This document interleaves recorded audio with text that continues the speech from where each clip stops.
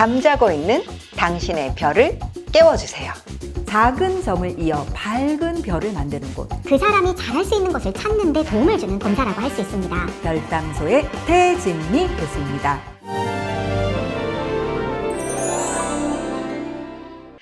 안녕하세요 여러분. 오늘은 여러분들과 특별한 시간을 가지려고 합니다.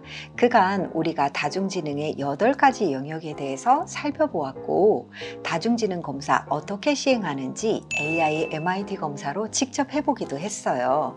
그런데 오늘은 장안의 화제가 되고 있는 무빙이라는 드라마 속에 나타나고 있는 중요한 캐릭터 속에 나타나는 다중지능을 재미삼아 분석해 보려고 합니다. 여러분들, 우리가 잘 아는 친근한 인물, 드라마에서 만났던 인물, 그에게 만약에 그분이 실제 인물이라면 어떤 다중지능을 갖고 있을까? 그의 강점 지능은 뭐고 약점 지능은 무엇인지 우리 함께 추리해 볼 수 있겠죠? 자, 드라마 무빙은요, 초능력을 숨긴 채 현재를 살아가는 아이들과 과거의 아픈 비밀을 숨긴 채 살아온 부모들, 이 부모들이 시대와 세대를 넘어 닥치는 위험한 거대한 위협에 맞서서 싸우는 초능력 휴먼 액션 시리즈입니다. 쉽게 말하면 엄청난 초능력자들이, 이 주인공들이 등장해서 각자의 능력을 발휘하는 드라마죠.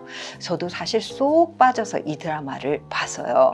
여러분들도 이 드라마 보셨나요?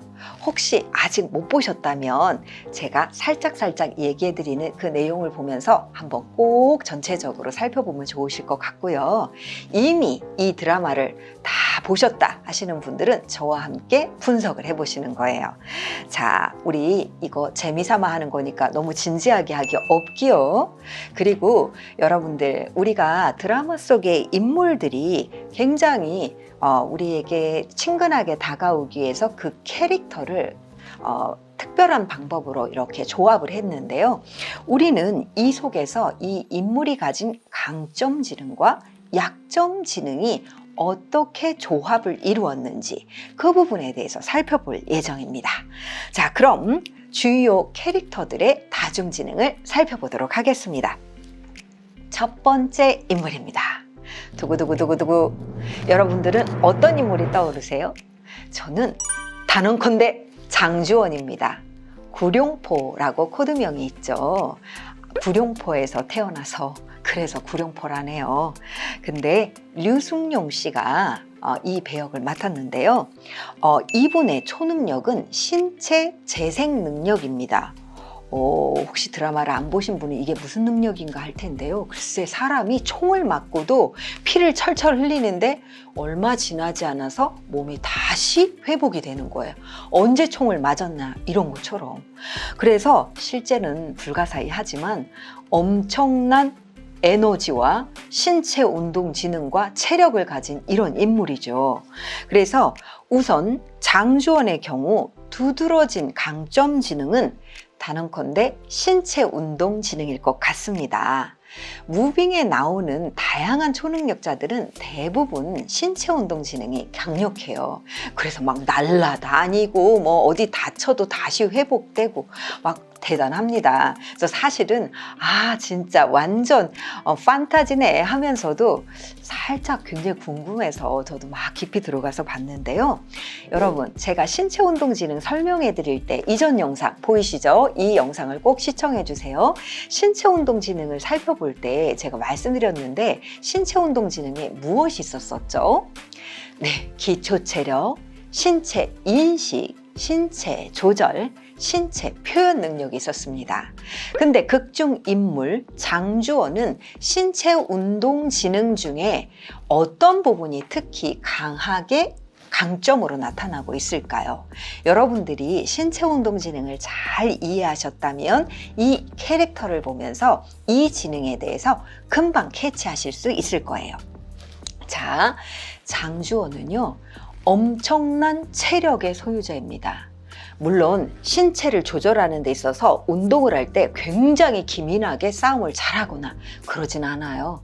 그런데 신체 운동 지능 중에서 기초 체력이 워낙 좋다 보니까 국정원에서 이 초능력자들을 선발하는 과정에서 체력이 워낙 좋아서 아무리 맞아도, 그리고 아무리 막 그 총을 맞고 교통사고가 나도 벌떡 일어나서는 다시 회복하는 이런 신체운동지능, 특별히 기초 체력이 좋았다는 걸 알 수 있죠.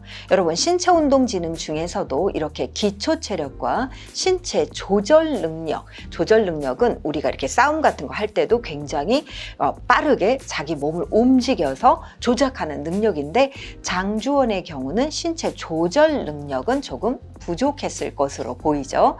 어쨌든 간에 신체 운동 지능이 아주 강력했던 것으로 보입니다. 자, 그리고 또 다른 강점 지능이 있어요. 인간 친화 지능을 좀 꼽고 싶습니다. 사람에 대해서 굉장히 의리가 있고 따뜻하고 보호해 주려고 하는, 한마디로 사람을 굉장히 친화적으로 하는 인간 친화 지능이 있어요. 자, 근데 여러분, 인간 친화 지능 기억하시나요? 사회적 민감성, 그리고 타인 배려 혹은 타인 존중이라고 할 수 있죠. 그리고 대인관계, 리더십, 이 4개 구인이 인간 친화 지능을 이루고 있는 요소입니다. 근데 여기서 중요한 게 있어요.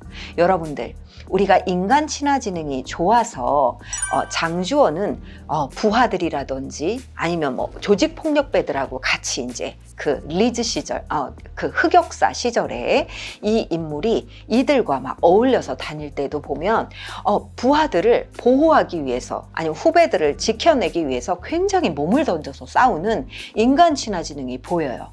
근데 자세히 여러분처럼 저와 다중지능을 연구하신 분들은 인간 친화 지능 중에서도 이분이 갖고 있는 그 지능의 요인을 자세히 보실 수 있으면 좋겠습니다. 사실상 제가 장주원의 인간 친화 지능을 평가한다면 사실은 중간 점수를 주고 싶어요. 왜요? 네, 열심히 타인을 배려하기는 하지만 사회적 민감성이 다소 부족한 채 타인을 존중하고 배려하는 그런 특성이 나타나고 있습니다. 그리고 대인관계를 하면서 다른 사람들과 잘 지내는 것, 이것이 언뜻 보면 좋은 인간 친화 지능 같은데, 사실은 사회적 민감성을 가지고 저 사람이 지금 시점에서 무엇을 필요로 하는지를 알고 원하는 도움을 줘야 하는데, 맏형 같은 입장에서 누군가를 막 챙기긴 하지만 사실은 사람들이 그 뒤에서 자신들만의 계획이 따로 있는 것들, 이것을 파악을 했을 때 자기가 필요한 대인관계를 적절하게 할 수가 있는 거죠.